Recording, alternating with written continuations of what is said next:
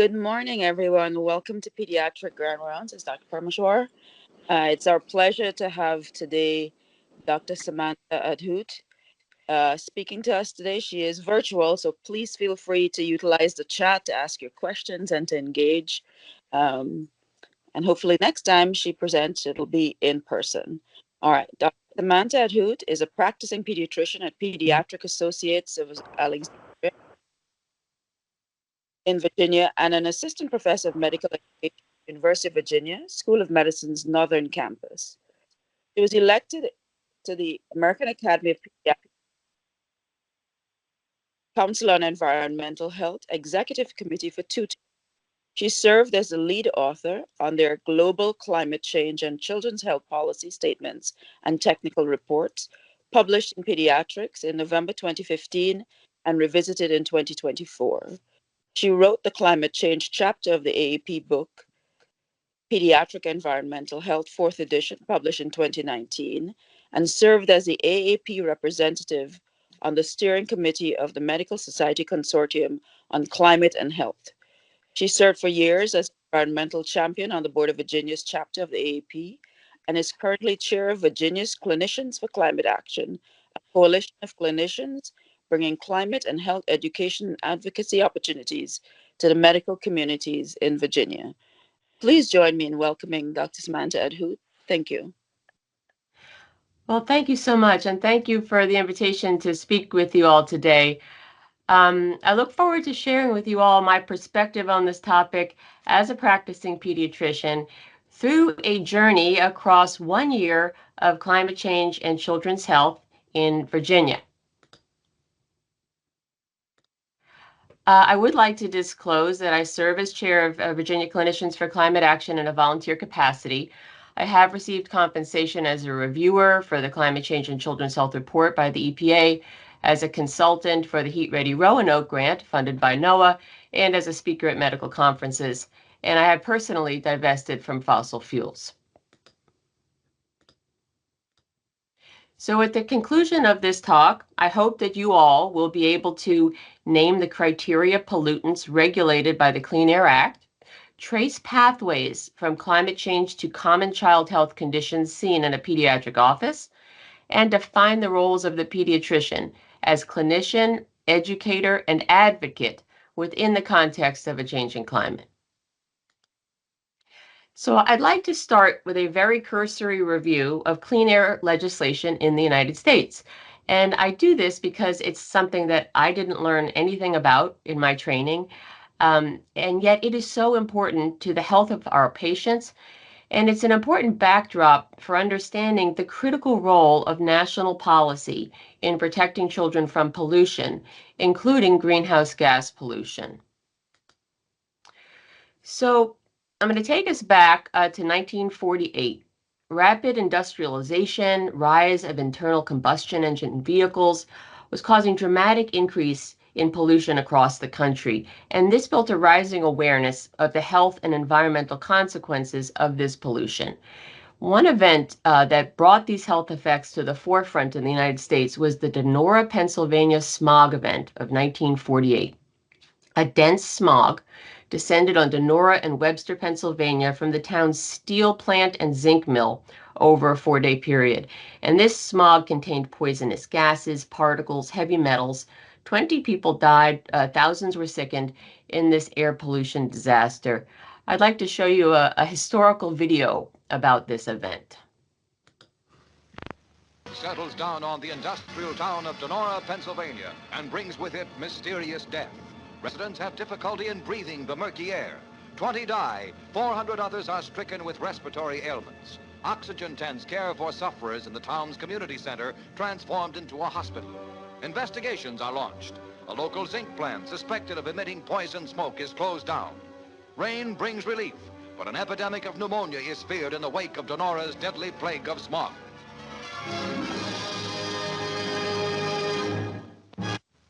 Oops. Settles down on the a very dramatic soundtrack there. So this jump-started the field of environmental health. It drew attention to the effects of air pollution and the need for industrial regulation. For anyone out there who is a fan of The Crown, the series. Just a few years later, in 1952, the Great Smog hit London, and a decade after that, Rachel Carlson's landmark book, Silent Spring, was published. So this event also pitted the health of people and the environment against industry, and the battle that occurred between the economic interests of the Donora Mills and the health and environmental consequences of their pollution mirrors battles that we continue to witness today. So these rising concerns about pollution led to the creation of our nation's first air pollution laws in the 1950s and 60s, and ultimately to the passage of the Clean Air Act. So this law authorized the development of federal and state regulations to limit emissions from both stationary sources like steel plants, as well as mobile sources or vehicles. And this passed unanimously in the Senate. Kind of hard to imagine today. Only one member of Congress voted against it, Glenn Cunningham of Nebraska. A subsequent, and this was signed into law by Richard Nixon. A subsequent landmark environmental agreement passed in 1987, and that's the Montreal Protocol. This regulates nearly 100 chemicals referred to as ozone-depleting substances. Those chemicals damage the stratospheric ozone layer, that is up high. High ozone or stratospheric ozone is a protective shield that protects people in the environment from harmful UV radiation. This is different from ground level ozone, low ozone, which is harmful. And the Montreal Protocol was signed by President Ronald Reagan. It was the first treaty in the history of the United Nations to be signed by all member nations. This actually had quite an influence on us as practitioners because propellants for inhalers were ozone-depleting chemicals. A further clean air landmark was the Clean Air Act revisions of 1990. These revisions were added to reduce acid rain, urban air pollution, and included provisions to implement the Montreal Protocol. These significantly strengthened the Clean Air Act. And this also had broad bipartisan support. It was signed into law by President Bush. So the Clean Air Act requires the EPA to establish standards which are regularly revised based on the latest science for certain common pollutants, which are called criteria pollutants. There are 6 of these. Does anyone out there know what some of these criteria pollutants are? I'm actually not able to see the chat, but if anybody is interested, they can put it in there if they can name one of these criteria pollutants. And maybe video, if you see any of those, you can tell me what people say. Well, that's okay. Sulfur dioxide. Yes, sulfur dioxide. Any other thoughts?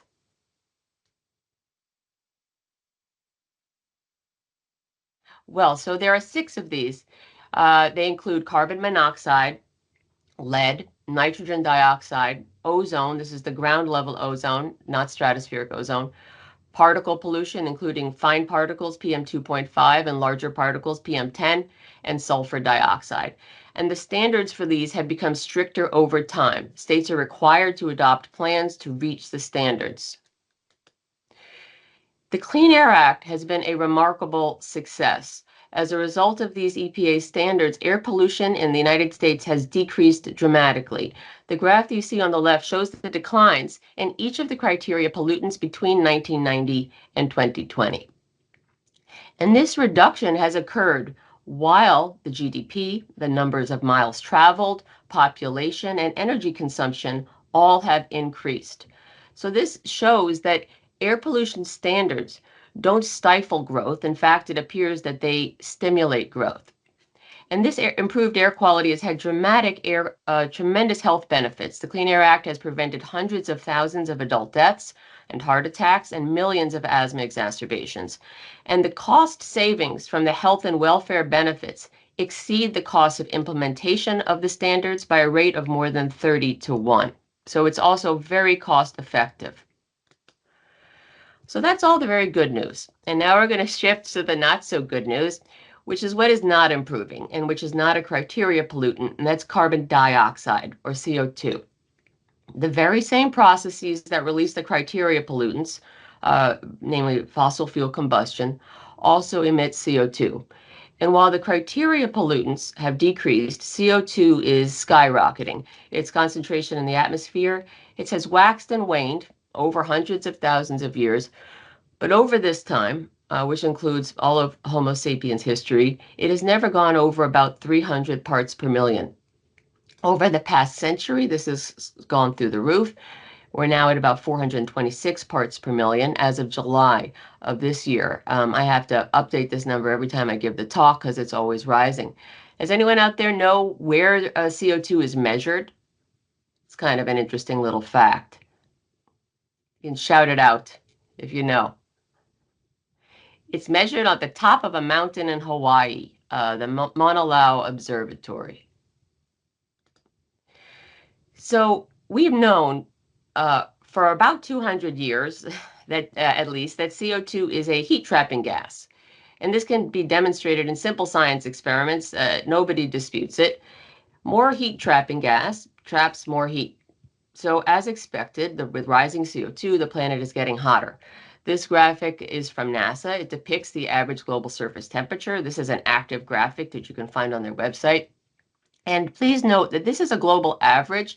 There are infinite regional variations. Some areas have warmed more, and some areas have warmed less than this average. So in 2023, Earth's average temperature was the warmest since record keeping began in 1880. And it's gone up, it's by about 1.3 degrees Celsius. And frankly, this should not be a surprise. It's been predicted for decades. In fact, in 1982, Exxon released a technical report on the CO2 greenhouse effect, which has proved really remarkably accurate.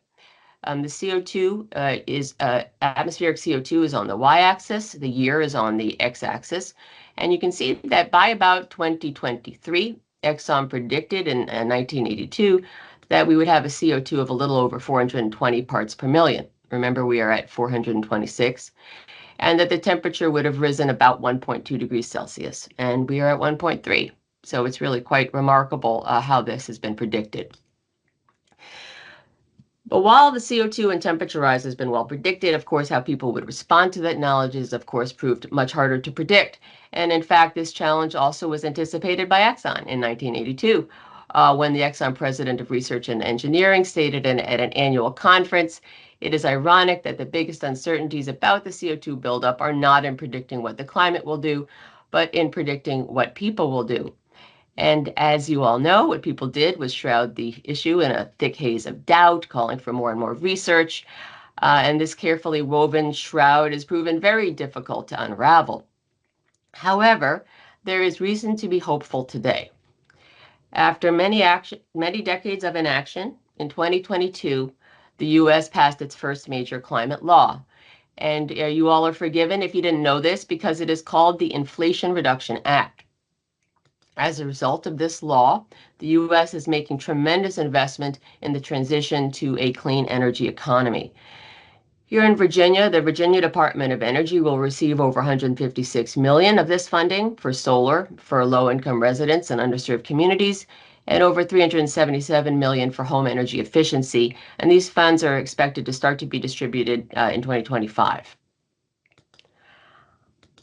All right, so we are a group of pediatricians. What does all this information mean for us? What does it mean for the health of our patients?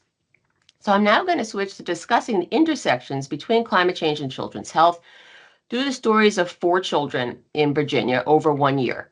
1 year of climate change and children's health in the Commonwealth of Virginia. Of note, these children are based on real patients, but their names have been changed and the photos are stock images. So for each season, I'll be telling the story of one fictionalized child. I'll be telling the stories of James, Mateo, Majesty, and Caroline. And in each case, I'll discuss the pediatrician's role as a clinician, educator, and to conclude, I'll discuss our role as advocate. So we are now going to start the year in February with James. So James is a 13-year-old boy in southwestern Virginia. His parents bring him to your office in February, concerned that he hasn't been doing his schoolwork, he's spending more time alone in his room, and he isn't interested in socializing with his friends or family. You learn that he had been a good student. He enjoyed sports and spending time outdoors with his father and his 21-year-old brother. His family has lived in Bath County for generations. When you speak with James privately, he tells you how his father and his brother were both ski instructors at the nearby resort. James is a snowboarder. He had always planned to be an instructor as well. But for the past several years, there's been little natural snow. The number of days when the slopes are open and the number of runs has decreased. There had only been 1 inch of snow in December. All of January's snow melted in a warm spell, and there was no snow at all in February. James tells you how he's been reading at home in his room and has learned how winters are getting warmer and less snow is falling, particularly in lower altitude mountains in the east, like where he lives, and how the IPCC predicts that this is going to get worse. This is making him sad and angry, and he feels like there's no point in doing anything because people are ruining the planet. He's not suicidal. His PHQ-9 is positive for mild depression. So you acknowledge and validate James's feelings. You recognize how connected he is to snowboarding on the mountain and the sadness he must feel at seeing less snow. You acknowledge that winters are getting warmer and that it is important that we reduce pollution that's warming the planet. And you tell him that he is not alone. There are a lot of skiers out there with the same worries as him. And in fact, a group was created called POW, Protect Our Winters. And you suggest that he look into this group, that he join and see how he can get involved. You ask him to follow up with you in a few months. So young people today, our patients, are faced with the reality of living in a world of change that's increasingly different than the one their parents knew. This picture is from a children's book written by medical students, now residents, Brett Jackson and Crystal Karkeek at UVA. They took part in a climate and health elective that I teach with Dr. Homan Y, and they illustrated and wrote this book as their capstone project. And I think this image really is a wonderful depiction of the weight of climate change on the minds of young people today. So this is already affecting our patients' mental health, but I would suggest it's often going unrecognized. A landmark study from Lancet surveyed 10,000 young people around the world. 84% of them reported feeling moderately to extremely worried about climate change. 68% reported feeling sad or afraid, and 58% feeling angry. And while many factors are contributing to the youth mental health crisis, we need to be aware of climate change as a potentially contributing factor. So climate change can affect youth mental health through various pathways. One is gradual change. This can cause children like James to experience losses. It can be a loss or a change in landscapes, activities, culture, animals, and ecosystems. Children may be in families whose livelihoods or communities are harmed by changing conditions or may even have to relocate. In fact, a new vocabulary has emerged to describe the emotional response to changing circumstances as described in this word cloud. One particular word I want to highlight, which has come into some common use, is solastalgia. This is a word created by a philosopher, Gren Albrecht, and it combines the words solace and nostalgia. And it describes the nostalgia for the solace that a place provided and the distress of seeing that place assaulted. I'm sure that many of you have experienced something personally where a place you valued was destroyed for development and became something unrecognizable. And of note, children may not actually have to experience anything personally. They may feel some of these as a result of learning about the problem, whether at school or through social media. Some children can experience direct and immediate effects as a result of extreme weather events worsened by climate change. Wildfires, flooding, severe storms, all can be defining events in the lives of children. These can result in loss of life or separation from families, displacement, and interruption of education. These can lead to numerous immediate mental health effects, as described in the center panel, and to long-term effects as described on the on the left. And this includes, in the absence of a supportive caregiver, toxic stress, which can increase chronic disease risk and poor functioning into adulthood. So how can we as pediatricians help these young people? Well, I find this concept of active hope to be a helpful framework. This was described by Joanna Macy and Chris Johnstone in their book of this name. And I combine this with a concept of meaning-focused coping, which is based on beliefs, values, and existential goals. This form of coping has been demonstrated by a Swedish psychologist, Maria Ohala, to result in much more positive emotions and engagement. So in this approach, we first acknowledge the problem. Don't minimize or pathologize a patient's reaction to a real problem. With James, this means recognizing that winters are getting warmer and that feeling sad about that is a normal response. Then identifying the desired outcome with a focus on the individual's values and existential goals. With James, that means preserving cold winters and ability to ski. And then initiate actions to achieve that goal. It's important that these actions are collective, not individual, and not sitting in your room writing emails or reading more. Do not generate positive emotions. For James, that could be joining a group like the Protect Our Winters group. One great opportunity, which we can all share with young people, is the American Climate Corps. This was created in part because of the activism of young people. It's modeled after FDR's Civilian Conservation Corps. It's a workforce training program. One of my patients did this last summer, that our patients can join to fight the impacts of climate change and train for climate resilience jobs. We play an important role as educators of the medical community and the public about the mental and physical health effects of climate change and the benefits of solutions. And in fact, just this year, 3 books have come out, written by or with chapters by pediatricians. I wrote the chapter on the pediatrician perspective for the book Climate Change and Youth Mental Health, which was published a few months ago. And I have no financial interest in any of these publications. Okay, let's switch to spring. Our next patient, who is Mateo. Mateo is an 11-year-old boy who presents to his pediatrician's office in Virginia Beach for a chief complaint of shortness of breath. He was at soccer practice when he developed chest tightness, difficulty breathing. He went to the sidelines and parents decided to bring him in for evaluation. He has a history of allergic rhinitis in the spring. He's been taking loratadine since the beginning of March. He has no history of asthma. On exam, he has reduced air exchange and expiratory wheeze. He has significant pallor of his nasal and swelling of his nasal turbinates. You administer 4 puffs of albuterol and his lungs clear. You make a plan to start a nasal steroid, to use an albuterol inhaler, and follow up in 2 days or sooner if needed. You also review with him that pollen counts are getting higher and spring is starting earlier in many places due to warming temperatures. You show him a recent report from the National Phenology Network showing how spring arrived 12 days early in Virginia Beach this year. And this is making important that patients like Mateo start medications for allergies early and have up-to-date inhalers available. So changes in pollen allergies due to climate change have been extensively studied over several decades now. There is robust literature that pollen allergies are intensifying as a result of climate change through 2 primary mechanisms. One is the CO2 itself. We all remember from our middle school science days that carbon dioxide is the primary substrate of photosynthesis.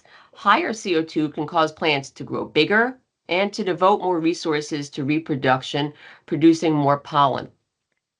Second is the role of higher temperatures, earlier spring and later frost.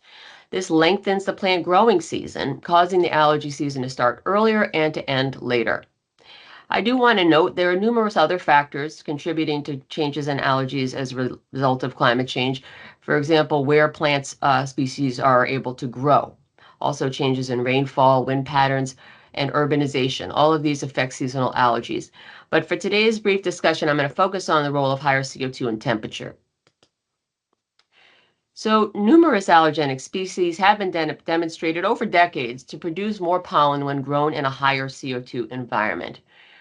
Timothy grass grown at 800 parts per million produced 3 times more pollen than plants grown at 400. You can see this was a study back in 2014. Oak trees grown at 720 parts per million produced 1,300% more pollen than trees grown at 400. And this image you see on your left is actually these trees being grown in chambers where the CO2 is manipulated. And ragweed, grown at 600 parts per million, produce 4 times more pollen than plants grown at 280 parts per million. This is the study was from 24 years ago. So warming temperatures are also intensifying the pollen allergy season. Dr. William Anderegg and his colleagues at University of Utah wrote a seminal study in 2021 on the North American pollen season. They studied the pollen season timing and pollen concentrations in 60 North American cities between 1990 and 2018.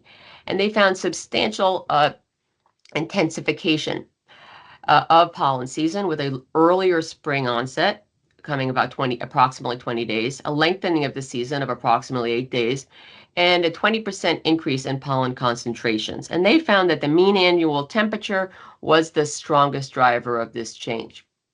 The graph you see on the left depicts the annual average temperature on the x-axis against the total annual pollen concentration, the pollen season starting date, the total spring pollen concentration, and the total pollen season length. And there is Virginia data with similar findings. Allergy Partners of Richmond has been monitoring their pollen counts on their roofs since the 1980s. Their data was evaluated by the Science Museum of Virginia, and they found that the peak tree pollen count has increased by 35%, arriving a week earlier than in the 1980s. This is unpublished data. So the changing allergy season, I think, is a good demonstration of why we as pediatricians need to be aware of climate-related shifts in health conditions. We need to understand the effects of our changing world in order to appropriately care for our patients. And climate change is, in fact, increasingly being incorporated into medical education, often led by students. Between 2019 and 2020 and 2022 to 23, the number of medical schools teaching about climate change has more than doubled. You can see on the right that 65% of medical schools are now teaching the topic. As I mentioned earlier, Dr. Holman Y and I direct the UVA School of Medicine Climate and Health elective. We've been doing that since 2022. It's a 2-week intensive course where we bring in expert speakers from across the country, and this elective has filled the capacity every year. All right, moving on to summer. Our next patient is Majesty. Majesty is a fictionalized 2-year-old in Richmond with a history of viral-induced wheezing. On June 8, 2023, Richmond reported code red air quality as a result of smoke from Canadian wildfires. Majesty was coughing in the morning, but she seemed okay. Her parents brought her to daycare, but by 11, she had worsening cough and she seemed tired. The daycare called her parents, who picked her up and brought her to your office. There, she was found to have an increased work of breathing, wheezing, and a mild hypoxia. You treat her with inhaled albuterol and she improves. You prescribe regular treatments. You advise her to stay indoors and at home with the windows closed until air quality improves and to follow up. You also discuss with the family how fires and smoke are getting worse as a result of warming from climate change. So it's important to be on the lookout for bad air quality. You share with her the Air Now Fire and Smoke map, where her family can input their zip code and learn of their local air quality and adjust their activities accordingly. So children are considered to be a high-risk group from poor air quality as a result of pollution or wildfire smoke. Why is that? Well, children's lungs organs are still developing, and exposure can disrupt healthy development with potentially lifelong results.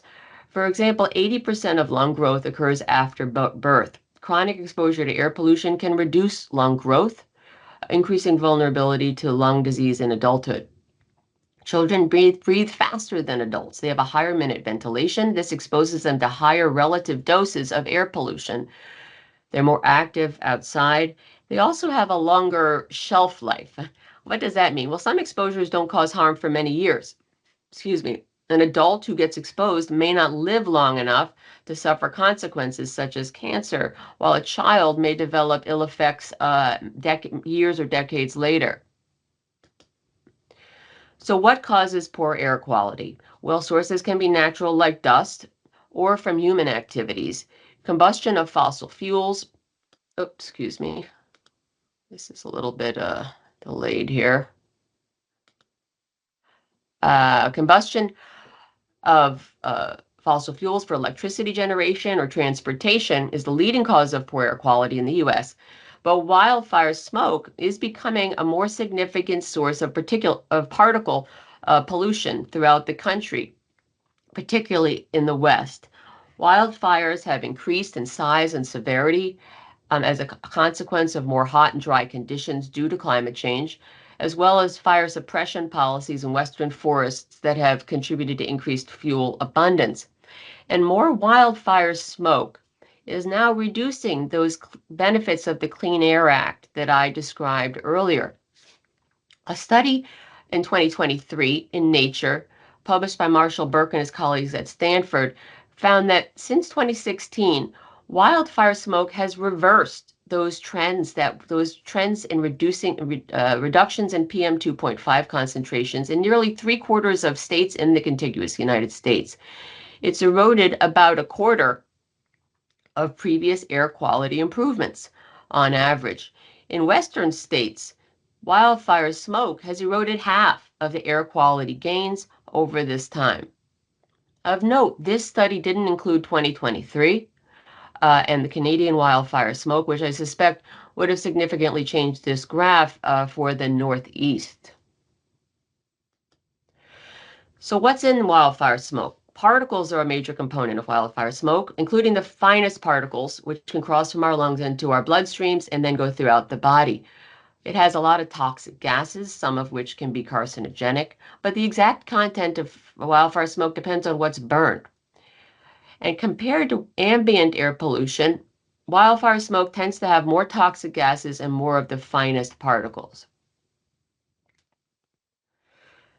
So, what do we know about fine particulate matter, or PM 2.5? We know actually quite a lot. There's been decades of research about how particulate matter causes oxidative stress and inflammation, really in all organ systems.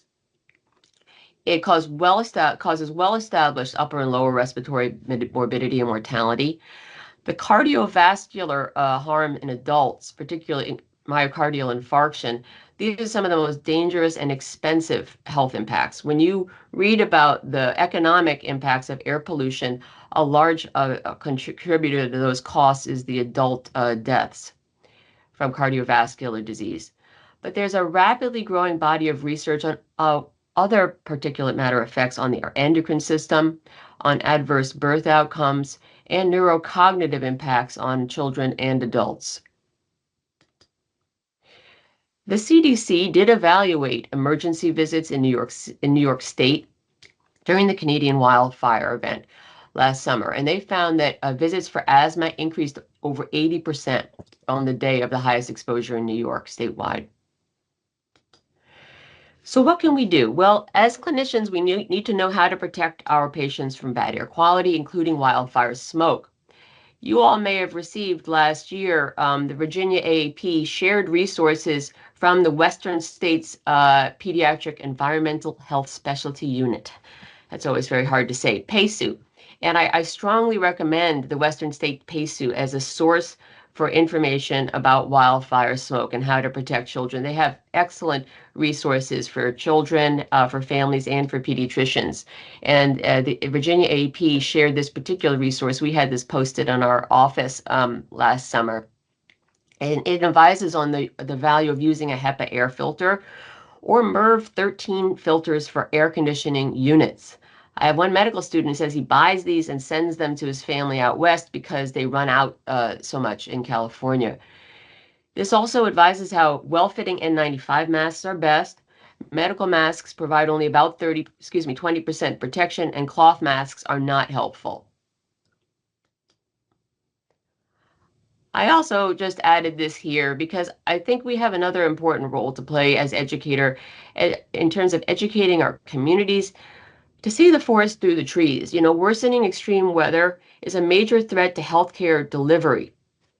Wildfires, floods, and hurricanes over the past decade alone have resulted in dramatic hospital closures, evacuations, NICUs being evacuated in the dark in the middle of the night down stairwells, and have upended healthcare supply chains. Hurricane Helene, as I'm sure you all are aware, and the major IV fluid shortage resulting from the closure of the Baxter plant is just one recent example. So I think helping our communities recognize the healthcare consequences of these increasing events and to see them within the context of a bigger problem, not one-off events. I hope that this could help spur a resilience planning and clean energy deployment. Virginia Clinicians for Climate Action is working on an op-ed on this right now. If you're interested in being involved, please let me know. All right, we are now going to September to fall. Our last patient, and this is an 8-year-old girl in Northern Virginia who I will call Caroline. Caroline has trisomy 21. She had tetralogy of Fallot, which was repaired in infancy, and she has mild right ventricular outflow tract obstruction. She loves to participate. Okay. She loves to participate in a girls' running club. She's getting ready for the fall program by running with her mom after school. In early September, there was a heat wave. On September 5th, 2023, heat records were broken at all DC airports, and she took off running for several days. But on September 6th, Mom thought she would be okay to run a little bit in the evening when temperatures had fallen. She and Caroline went to run around the school field, but after 2 laps, Caroline developed fatigue, dizziness, and she collapsed. Mother called 911. Caroline was brought to the emergency room where she was treated with IV fluids, and she improved. You see her for a few days later in follow-up. You review with her how Caroline was one of over 250 Virginians who went to the ER over those 5 days for heat illness. And you discuss how, with warming temperatures from climate change, it's very important to be extra careful for Caroline in the heat because of her congenital heart disease. You talk about a new CDC heat and health tracker where she can find out the heat for the rest of the week by her zip code and plan accordingly. This is a wonderful resource. I was using it a lot this summer with my patients. So while everyone is at risk from higher temperatures, some groups are particularly vulnerable. They include pregnant women and newborns. Exposure to extreme heat for a given region increases the risk of preterm birth. Young active children are considered at higher risk and compose almost half of heat-related illness cases. The elderly are the highest risk group. They make up the majority of fatalities during severe heat waves. And anyone with a chronic illness is at risk, whether it's a renal, endocrine, psychiatric, or cardiac illness, such as Caroline. So infants and young children are considered to be particularly high risk from heat. Why is that? Well, it's due to a combination of physiologic and behavioral factors. They have a higher metabolic rate, a higher body surface area to body mass ratio. They have a higher sweating threshold, a smaller blood volume. Infants just haven't had an opportunity to acclimatize to higher temperatures for their bodies to get accustomed to the heat. But perhaps most importantly is they have no ability to self-care. Children don't know how to dress appropriately for the heat. They may not recognize the need to change their environment or to drink more water. And I think it is important to note that there's research on child thermoregulation is limited. We're learning a lot more about now, but there's still uncertainties about the difference and the significance of the differences in the thermoregulation of children and adults. Hot car deaths are a tragic contributor to child heat fatalities when an infant is left in a hot car accidentally or younger children gain access and become trapped. On average, 37 children under the age of 15 die each year from heat stroke after being left in a vehicle. Texas and Florida have the highest rates. Virginia has had 32 fatalities since 1998. So athletes are a group that we have to be particularly aware of, and they are at higher risk. And while all of our athletes are potentially at risk from heat illness, football players have by far the highest risk. And the vast majority of these illnesses occur in the preseason when our athletes are just going back to football practice. Why is that? Well, that's because of a number of factors. One, it's hotter, right? It's usually August. The athletes may have poor level of conditioning. They may not have been exercising over the summer. There may be multiple practices. Higher latitude regions where it's cooler climates actually have a higher risk, and part of that is because of a lower level of acclimatization. Those athletes are just not, their bodies aren't used to being exercising in the heat. When we exercise in the heat, we actually have physiologic changes, increased stroke volume, a higher sweating rate, and earlier onset of sweat. And in fact, acclimatization is really key for protecting patients, protecting children from heat illness. The National Athletic Trainers Association created guidelines for preseason sports heat acclimatization. They include guidelines on the length and number of practices and rest breaks, the presence of athletic trainers, equipment, and contact drill alterations. And these are very effective. States that have mandated these guidelines have experienced over 50% reduction in exertional heat injury.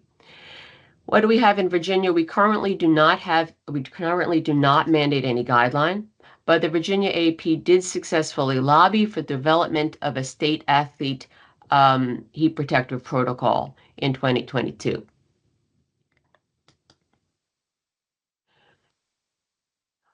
Where children live also strongly influences their exposure to heat. And this intersects with the historic racist housing policy of redlining. As you all may know, in the 1920s, the Homeowners Loan Corporation created a neighborhood grading scale for safety of investment. And this was directly related to families' ability to access bank mortgages and insurance. And it was based explicitly on race. And although this was banned in 1968, the majority of hazardous or red communities remain low moderate income and communities of color, whereas the desirable or green communities remain predominantly white and above average income. Dr. Jeremy Hoffman here in Virginia and his colleagues, they did a seminal study on the effects of historic redlining on present day summertime temperatures in 108 U.S. urban areas. And they found that temperatures can vary within a single city by as much as 13 degrees Fahrenheit. And this variation corresponds closely with maps of redlined areas.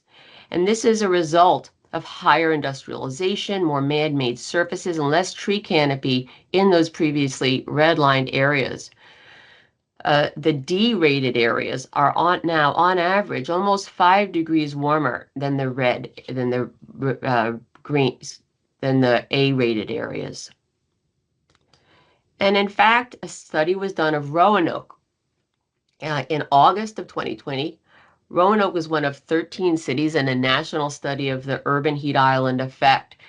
The Roanoke's Office of Sustainability was a partner in the completion of this urban heat island mapping campaign. They collected over 30,000 temperature and humidity data points by volunteer teams over one very long hot day. And they found a temperature variation of 15 degrees Fahrenheit across the city, with the temperatures highest in downtown and low-income neighborhoods. And the temperatures were lowest in parks and shaded residential areas. And they found that previously redlined communities in Roanoke were 7 to 10 degrees Fahrenheit hotter than the non-redlined areas of the city. So what can we do with our patients as clinicians? Well, one important role that we have is educating ourselves and our patients on which medications increase the risk of heat illness. And this increased risk can occur through a variety of mechanisms. One is reduced heat and thirst perception as a result of cognitive impairment, whether through alcohol, opiates, benzodiazepines, antipsychotics. Some medications that are commonly used in children can interfere with central thermoregulation, including stimulants, whereas SSRIs can impair sweating. volume depletion or reduced cardiac output as a result of diuretics or laxatives and can increase risk. Many of our patients may be taking antibiotics, tetracyclines. Excuse me, did you have a question? Or maybe that was, it's okay. Tetracyclines can increase sun sensitivity. And some medications, some devices, EpiPens, inhalers, insulin, they can be damaged by the heat. So we should take note of these in our patients who are taking these medications. We need to counsel them on the extra importance of being mindful of heat over protecting their devices and keeping them, don't store them in cars and make sure they're not in areas that can get excessively hot. Okay, we have just a few more minutes, and I'm going to use these last few minutes to discuss our third role as advocates for climate solutions that protect our patients. So what are climate solutions anyway? This graphic on the left is from the AAP policy statement of this year, and it describes how changes in energy production, transportation, building design, plant-based diets, and access to green space all can provide a compass for 21st century child health. And that's because these climate solutions are also solutions for some of the most common child health conditions. And I can tell you that pediatricians across the country are working in countless ways today to advance these solutions. The AAP launched a chapter climate advocates program in 2020, led by Dr. Lori Byron in Montana. There is now a climate advocate in every U.S. Chapter of the AAP, including Virginia. And I want to shout out to Dr. Matthew Scott and his amazing team of pediatric residents at VCU, who are now leading this work for Virginia AAP. And several AAP advocates like myself have actually created clinicians for climate action groups to collaborate with other specialties on state-based work. So the Medical Society Consortium on Climate and Health is a hub for all these emerging state groups. The consortium was founded in 2016. The AAP was a founding member. All of our nation's leading medical societies are part of this organization. It represents over 60% of U.S. physicians. I encourage you all, for anyone who wants to get involved, a great way is to participate in the consortium's annual event in D.C. This is really a launch point for many physicians, a great way to learn about what's happening across the country and to get involved.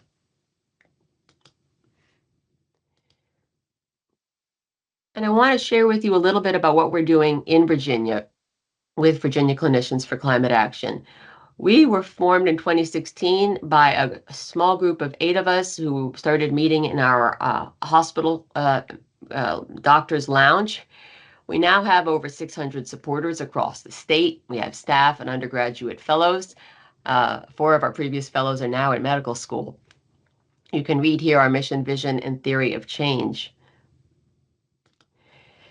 And we work in 5 main programs.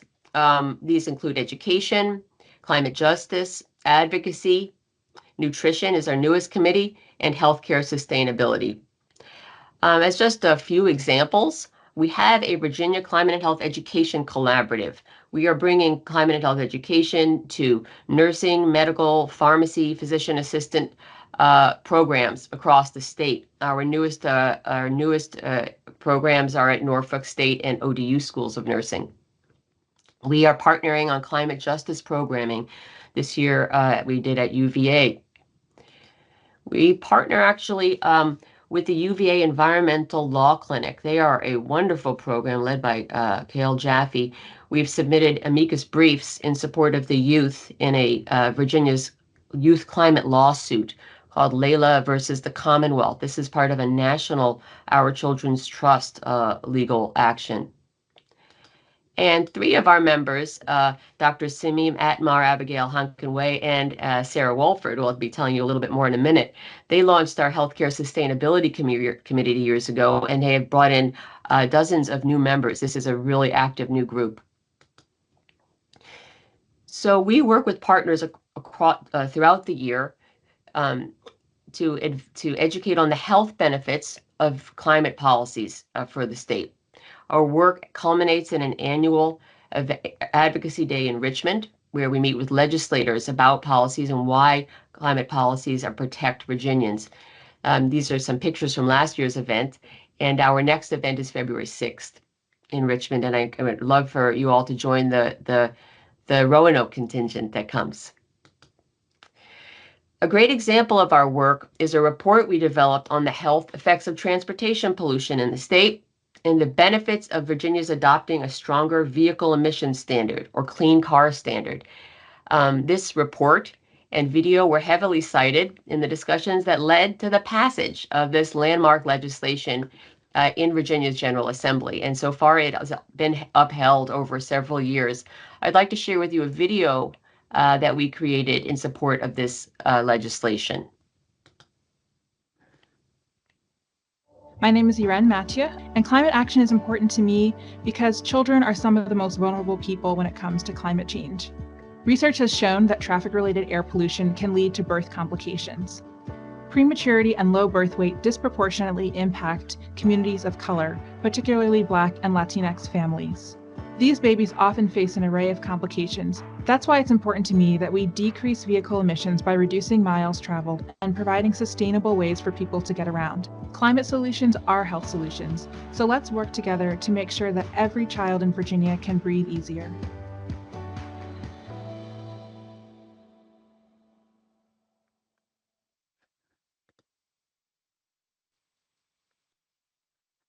My name is Irene. Sorry about that. So I don't know if you all are aware, but Carilion is a state and national leader in healthcare sustainability. And this is due in no small part to the amazing work of Sarah Wolford. She is the director of sustainability. She is overseeing an amazing array of initiatives at Carilion. One of these is the New River Medical Center solar project. It includes 4,000 solar panels, which are actually mowed by sheep. And the energy produced by these panels is expected to save Carilion $1.5 million in energy costs over 20 years. Sarah is always inviting people to bring ideas and to engage with her work. So please, if you're interested in working in sustainability initiatives at Carilion, reach out to Sarah. This is her email here.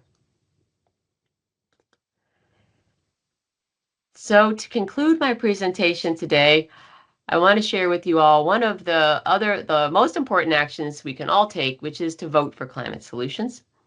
VCCA created a video last year ahead of our state elections. Please note that the date you'll see at the end of this video is not this year's election day. This was for last year's election day. Election day this year is 2 days before, on November 5th. But I think the message of this video couldn't be more relevant today. I'm going to share this with you now.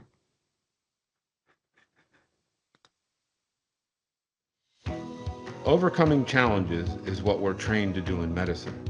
Implementing climate change solutions will protect our patients now and in the future. More air pollution worsens asthma. This particularly harms communities of color. That's why I support public transit that helps clean the air and protects my patients' lungs. Building walkways and bike lanes helps people stay active and healthy while protecting our climate. Heat waves are dangerous for people on some medications. That's why pharmacy students like me support clean energy solutions that help stop global warming. Hotter summers make it harder for kids to stay active and safe. Increasing community green space and shade helps my patients play safely outside.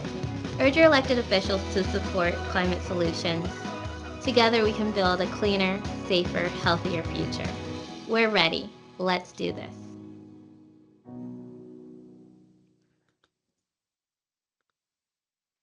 Well, thank you so much for your time and attention.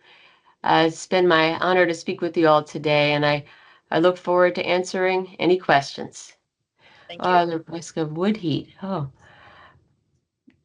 that's an interesting question. Yeah, about burning wood. In terms of the particles that it could create. You know, I frankly don't know that much about wood heat. It's a good question. I know it's controversial about whether about whether wood is considered a renewable resource, and whether it should be included in as a clean energy source. That's a controversial question, but I'm not knowledgeable about the how much particle pollution comes from burning wood heat.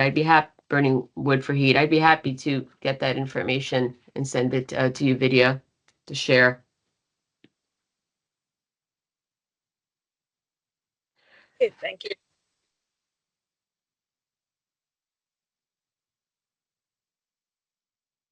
All right, thank you all so much. Bye-bye.